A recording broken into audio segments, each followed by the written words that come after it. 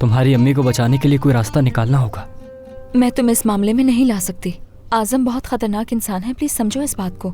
वो सिर्फ तुम्हारी अम्मी को डरा सकता है, लेकिन उसका सामना जब किसी आदमी से होगा तो सीधा हो जाएगा।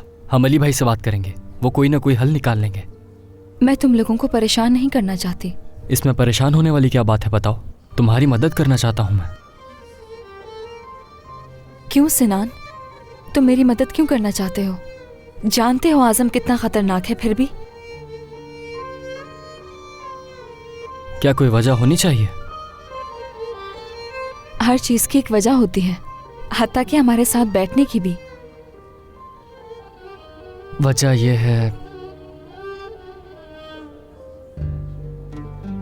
क्योंकि तुम्हें पसंद करता हूं मैं सबा।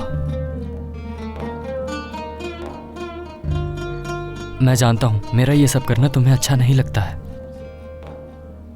ऐसे मत देखो मुझे सबा प्लीज। अगर तुम्हारी जगह कोई और लड़की होती तो अब तक समझ चुकी होती कि मैं उससे प्यार करता हूं।